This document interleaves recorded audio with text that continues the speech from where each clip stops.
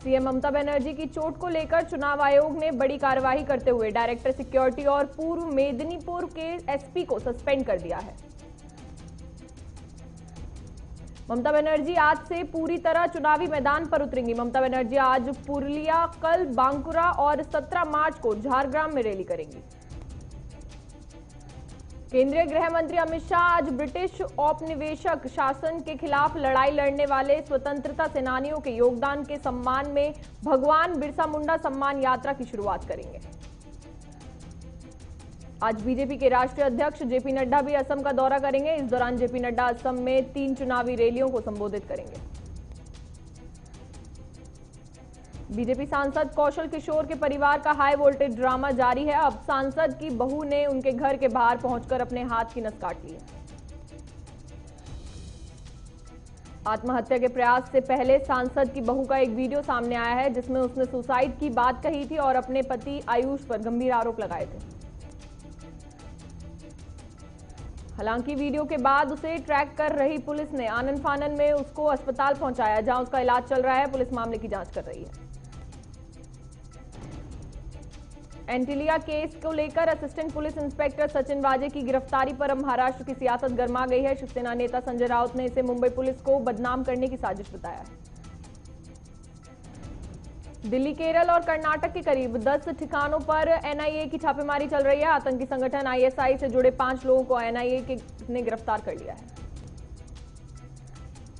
दावा किया जा रहा है कि पाकिस्तान सोशल मीडिया के माध्यम से मुस्लिम युवाओं को सीधे तौर पर भर्ती कर रहा है, उन्हें ऑनलाइन प्रशिक्षण दे रहा है और स्थानीय हमलों के लिए उकसा रहा है।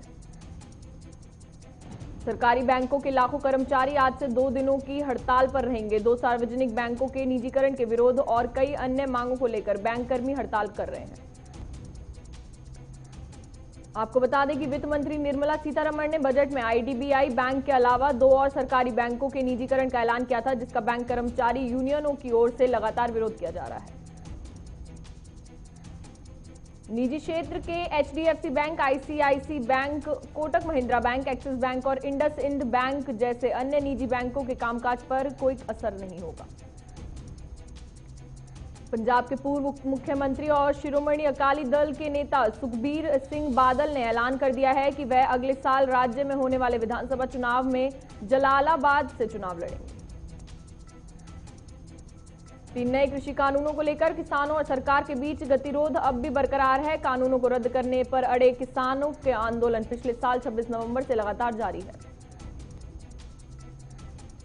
किसान आंदोलन के कारण पिछले काफी वक्त से बंद पड़े दिल्ली गाजीपुर बॉर्डर के एक हिस्से को आखिरकार रविवार भी देर रात खोल दिया गया है। दिल्ली में गणतंत्र दिवस के दिन किसानों की ट्रैक्टर परेड के दौरान हिंसा भड़कने के बाद से ही इस मार्ग को बैरिकेडिंग बंद कर दिया है। मेघालय के राज्यपाल सत्यपाल मलिक कृषि कानूनों को लेकर किसानों के समर्थन में आ गए हैं। उन्होंने साफ कहा है कि दिल्ली से किसानों को दबाव और अपमानित करके और खाली हाथ मत भेजना। सत्यपाल मलिक ने देश में किसानों की हालात को खराब बताया और कहा कि सरकार को किसानों के बारे में सोचना चाहिए, क्योंकि देश का किसान बेहाल है। राज्यपाल सत्यपाल मलिक ने किसान नेता राकेश टिकैत की गिरफ्तारी रुकवाने का दावा करते हुए कहा कि जब मैंने किसान नेता राकेश टिकैत की गिरफ्तारी की सगबुगाहट सुनी तो फोन करके इसको रुकवाया। बीजेपी ने तमिलनाडु, असम और केरल विधानसभा चुनाव के लिए अपने उम्मीदवारों की लिस्ट जारी कर दी है। केरल में बीजेपी 115 सीटों पर चुनाव लड़ रही है, जबकि शेष 25 सीटों 4 सहयोगी पार्टियों के लिए छोड़ी गई है। तमिलनाडु के उम्मीदवारों के नामों का ऐलान करते हुए बीजेपी नेता अरुण सिंह ने कहा कि तमिलनाडु में बीजेपी एनडीए के साथी के रूप में चुनाव लड़ रही है। वहीं केरल में बीजेपी 115 सीटों पर चुनाव लड़ेगी और बाकी 25 सीटों 4 सहयोगी पार्टियों वीडीजेएस, एआईडीएमके, जेआरएफ, कामराज कांग्रेस के लिए छोड़ी गई है। उम्मीदवारों के नामों का ऐलान करते हुए अरुण सिंह ने बताया कि केंद्रीय मंत्री बाबुल सुप्रिया भी विधानसभा का चुनाव लड़ेंगे। सुप्रिया को टोलीगंज से टिकट दिया जाएगा। बंगाल चुनाव के लिए बीजेपी नया तरीका अपना सकती है। सूत्रों के मुताबिक बीजेपी अपने राज्यसभा और लोकसभा सांसदों को मैदान में उतार सकती है। केरल विधानसभा चुनाव में टिकट न मिलने से नाराज कांग्रेस की केरल महिला प्रमुख लतिका सुभाष ने अपने सिर के बाल मुड़वा लिए हैं। पार्टी के फैसले से नाराज केरल महिला प्रमुख लतिका सुभाष ने कहा कि मैंने अपने सभी पदों से इस्तीफा दे दिया है, लेकिन कोई और पार्टी ज्वाइन नहीं करना जा रही है। राष्ट्रीय लोक समता पार्टी अध्यक्ष उपेंद्र कुशवाहा ने अपनी पार्टी का जेडीयू में विलय कर दिया है, जिसके बाद आरएलएसपी अध्यक्ष उपेंद्र कुशवाहा ने कहा कि अब वे नीतीश कुमार के नेतृत्व में काम करेंगे। पश्चिम बंगाल में कोयला तस्करी मामले की जांच कर रही सीबीआई ने टीएमसी सांसद अभिषेक बनर्जी की साली मेनका गंभीर के पति अंकुश अरोड़ा और ससुर पवन अरोड़ा को तलब किया है। देश में संक्रमण के कुल मामले बढ़कर 1,13,85,339 पहुंच गए हैं। इसी के साथ मरने वालों की कुल संख्या 1,58,725 हो गई है। देश में कोरोना महामारी ने इस साल का रिकॉर्ड तोड़ दिया है। बीते 24 घंटे में रिकॉर्ड 26,299 नए मामले दर्ज किए गए हैं और इस दौरान 118 लोगों की जान चली गई है। महाराष्ट्र में कोरोना के 16,620 नए मामले सामने आए हैं, जो कि इस साल एक दिन में सामने आए सर्वाधिक नए मामले हैं। इस दौरान 50 लोगों ने दम तोड़ दिया है। महाराष्ट्र में नए मामले सामने आने के बाद संक्रमित लोगों की संख्या 23,14,000 के पार पहुंच गई है, जबकि मरने वालों की संख्या बढ़कर 52,861 हो गई है। कोविड-19 के बढ़ते मामलों को देखते हुए नागपुर में आज से पूरी तरह लॉकडाउन लगा दिया गया है। यह लॉकडाउन 21 मार्च तक लगाया गया। लॉकडाउन के दौरान निजी कार्यालय बंद रहेंगे, जबकि सरकारी दफ्तरों में 25% कर्मियों के साथ कामकाज होगा। इस दौरान शराब की बिक्री केवल ऑनलाइन होगी। भारत 2,99,08,038 लोगों को कोरोना का टीका लगाकर सबसे तेज टीकाकरण करने वाले देशों की सूची में दूसरा पायदान पर आ गया है, जबकि पहले नंबर पर अमेरिका है। सीएम शिवराज सिंह चौहान ने कहा कि मैंने टीम को नाइट कर्फ्यू समेत कोरोना प्रसार को रोकने वाले अन्य जरूरी कदमों पर चर्चा करने का निर्देश दिया है। आवश्यकता पड़ने पर कुछ और कदम उठाए जाएंगे। आने वाले दिनों में दिल्ली एनसीआर में गर्मी बढ़ने वाली है। मौसम विभाग के अनुमान के मुताबिक राजधानी का पारा गुरुवार से 35 डिग्री सेल्सियस से अधिक जा सकता है। बीते रविवार को दिल्ली का पारा 31.2 डिग्री सेल्सियस तक पहुंच गया था। वहीं आज पारा 32 डिग्री सेल्सियस के करीब पहुंच सकता है। उत्तर प्रदेश के गौतम बुद्ध नगर पुलिस कमिश्नरेट में 8 एसएचओ के तबादले कर दिए गए हैं। जिले में पंचायत चुनाव से पहले पुलिस महकमे में यह बड़ा फेरबदल किया गया है। किसान आंदोलन पर हरियाणा के मुख्यमंत्री मनोहर लाल ने कहा कि किसानों और सरकार के बीच जो गतिरोध है उसके अंदर राजनीति है और ऐसे राजनीतिक दलों को विधानसभा में हमने पटकनी दी थी। यूपी के सिद्धार्थनगर में आयोजित 3 दिवसीय कपिल वस्तु महोत्सव का पहला दिन कुमार विश्वास की कविता और मैथिली ठाकुर के गीतों के नाम रहा। राजस्थान के भीनमाल में युवक का शव पेड़ से लटका मिलने पर मामले में परिजनों ने हत्या का आशंका जताते हुए थाना अधिकारी को ज्ञापन सौंपा। राजस्थान के देई में एक किसान के गन्ने की फसल में आग लगने की पूरी फसल जलकर खाक हो गई। लोगों ने किसान को मुआवजा देने की मांग की है। हरियाणा के कोसली में सैनिटरी पैड बनाने की इकाई का शुभारंभ हुआ। इसके जरिए जरूरतमंद महिलाओं को रोजगार मिलेगा। बेंगलुरु महानगर पालिका के विशेष कमिश्नर ने शहर में कचरे की खाद बनाने की मुहिम को शुरू किया है। जोधपुर पुलिस ने मोबाइल और बैग लूटने वाले 2 चोरों को गिरफ्तार किया है, जिनके पास से बाइक बरामद की गई है। कर्नाटक के चामराजनगर में 6 जंगली सुअर कुएं में गिर गए हैं, जिसके बाद मौके पर पहुंचे दमकल विभाग के कर्मचारियों ने जंगली सुअरों का रेस्क्यू किया। राजस्थान के नैनवा में महिला के साथ सरेआम मारपीट करने का मामला सामने आया है। महिला ने पुलिस पर कार्रवाई नहीं करने का आरोप लगाया है। जोधपुर में बीजेपी मंडल का 2 दिवसीय परीक्षण शिविर समापन हुआ। परीक्षण शिविर में पूर्व विधायक लूणी जोगराम पटेल ने पार्टी कार्यकर्ताओं को पार्टी की नीतियों की जानकारी दी। बिहार के बेनीपट्टी में पुलिस ने ट्रक लूट मामले का खुलासा करते हुए 6 आरोपी को गिरफ्तार कर लिया है। हैरानी की बात यह है कि ट्रक चालक ने ही ये पूरा प्लान बनाया था। नोएडा में पुलिस ने अंतर्राज्यीय लूट गिरोह के 5 सदस्यों को गिरफ्तार किया है, जिनके पास से 5 किलो गांजा, 2 तमंचे, 2 कार और 25,000 नकदी बरामद की गई है। झारखंड के जमशेदपुर में all India minority welfare front ने यूपीसीआ बोर्ड के पूर्व चेयरमैन वसीम रिजवी के खिलाफ ज्ञापन सौंपकर फांसी देने की मांग की है। हरियाणा के झज्जर में 2 कारों की आमने सामने भिड़ंत हो गई। हादसे में 9 महिलाओं सहित 11 लोग घायल हो गए हैं, जिन्हें अस्पताल में भर्ती कराया गया है।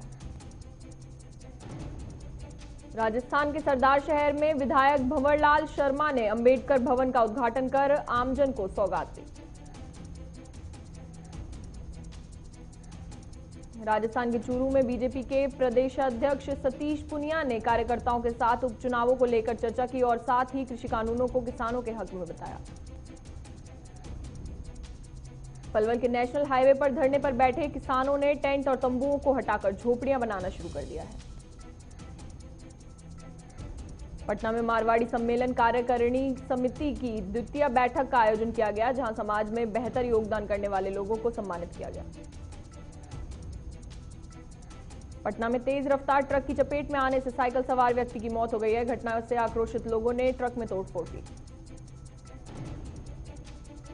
पटना में राजद नेता आनंद भगत के घर पर बाइक सवार अपराधियों ने ताबड़तोड़ फायरिंग कर दी है। हालांकि राजद नेता इस घटना में बाल बाल बच गए हैं। जमशेदपुर में नकली नोट और सरकारी दस्तावेज छुपाने वाले युवक ने पुलिस ने प्रिंटर मशीन के साथ गिरफ्तार कर लिया है। राजस्थान के तारानगर में विधायक नरेंद्र बुढ़ानिया की अध्यक्षता में साधारण सभा की प्रथम बैठक आयोजित की गई। इस मौके पर विधायक ने कहा कि सभी 35 वार्डों में एक सम्मान रखें। राजस्थान के चूरू में प्रतिपक्ष के उपनेता राजेंद्र राठौड़ और सांसद राहुल कस्वा ने कोविड वैक्सीन लगवाने वालों को गुलाब का फूल देकर स्वागत किया। राजस्थान के भीनमाल में पुलिस ने गश्त के दौरान अवैध बाजारी से भरे 2 ट्रैक्टर ट्रॉली को जब्त किया। इसकी सूचना खनन विभाग को दी गई। राजस्थान के जोधपुर में टूरिस्ट बस और ट्रेलर की आपस में भीषण भिड़ंत हो गई। भिड़ंत में 5 पर्यटकों की मौत हो गई है। राजस्थान के जोधपुर में एक परिवार के नाबालिग लड़के की अपने ही घर में जेवरात और सामान चोरी करवाने का मामला सामने आया है। बिहार के सहरसा में भारतीय कृषि महाविद्यालय में 2 दिवसीय किसान मेला का उद्घाटन जिला पदाधिकारी कौशल कुमार ने दीप प्रज्वलित करके किया। बिहार के मधुबनी में रेलवे के महाप्रबंधक ललित चंद्र त्रिवेदी ने नई रेल लाइन का निरीक्षण किया और कहा 15 जून तक इस रूट पर सारी गाड़ियां दौड़ने लगेंगी। मधुबनी में नाबालिग युवती के साथ दुष्कर्म करने के बाद वीडियो वायरल करने का मामला सामने आया है। पुलिस ने 4 आरोपियों को गिरफ्तार कर लिया है। बिहार के बेगूसराय में नाबालिग छात्र के साथ चचेरे भाई ने बलात्कार की घटना को अंजाम दिया है। पुलिस ने आरोपी को गिरफ्तार कर लिया है।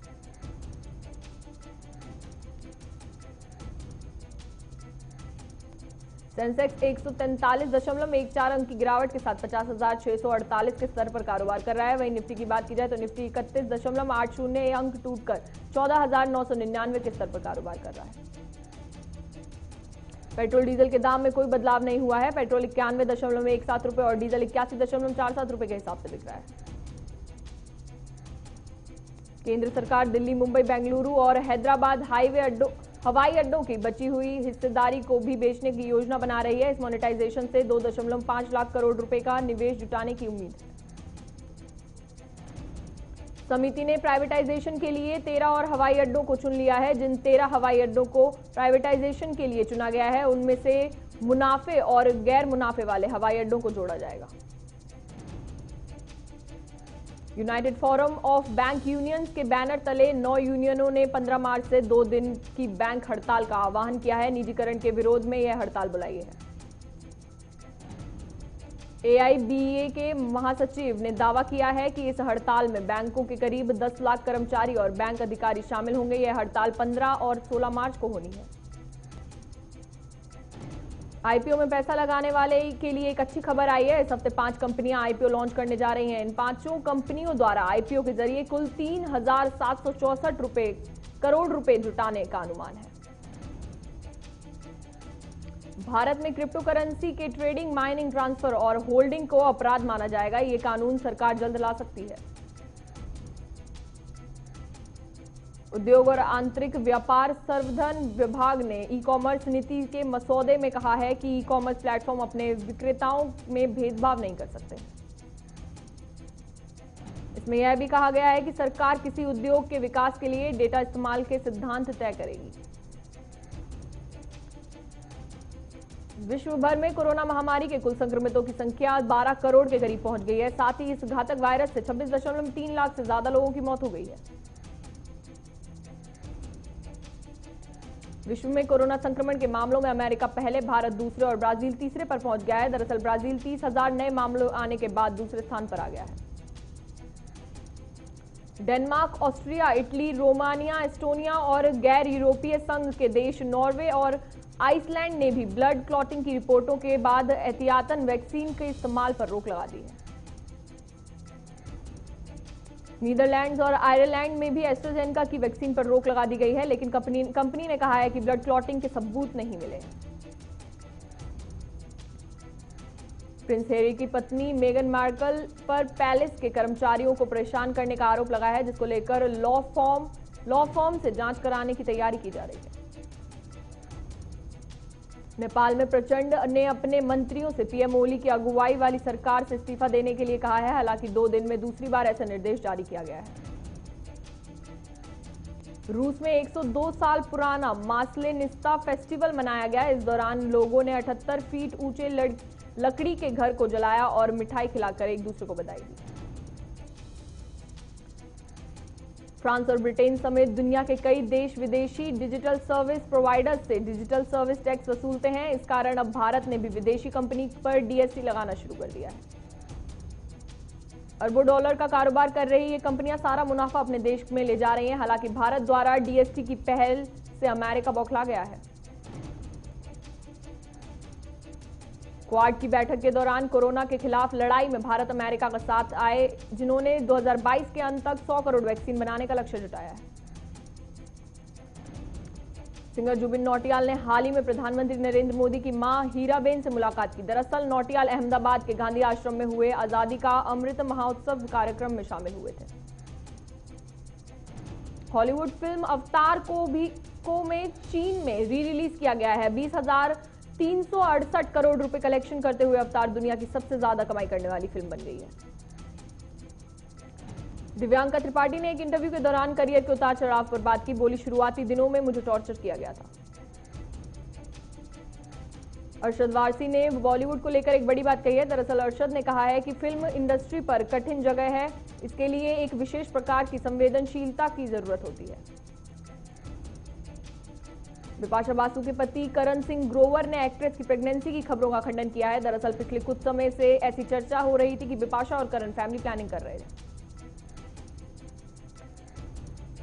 क्रिकेटर हरभजन सिंह दूसरी बार पिता बनने जा रहे हैं। उनकी पत्नी और एक्ट्रेस गीता बसरा ने यह गुड न्यूज शेयर करते हुए अपनी फैमिली की क्यूट तस्वीरें शेयर की। अफ्रीकी टीम ने चौथे वनडे मुकाबले में भारतीय महिला टीम को 7 विकेट से हराया, जिससे अफ्रीका टीम ने 5 मैचों की सीरीज अपने नाम की। भारतीय कप्तान विराट कोहली ने बनाया एक नया रिकॉर्ड। दरअसल विराट T20 इंटरनेशनल में 3000 रन बनाने वाले दुनिया के पहले खिलाड़ी बन गए हैं। भारतीय तलवारबाज भवानी देवी ने जापान के टोक्यो में होने वाले ओलंपिक के लिए क्वालिफाई कर लिया है। वे ओलंपिक के लिए क्वालिफाई करने वाली भारत की पहली तलवारबाज रही। भारत की सबसे बड़ी football league Indian super league tournament के दौरान कोविड टेस्टिंग में 17 करोड़ रुपए खर्च किए गए हैं, जिसमें 1635 लोगों की 70,000 बार जांच की गई। तो फिलहाल के लिए सुपर खबरों से अपडेट रहने के लिए JQ24/7 न्यूज के YouTube चैनल को आज ही सब्सक्राइब करें और हमारे Facebook पेज को भी अभी फॉलो करें।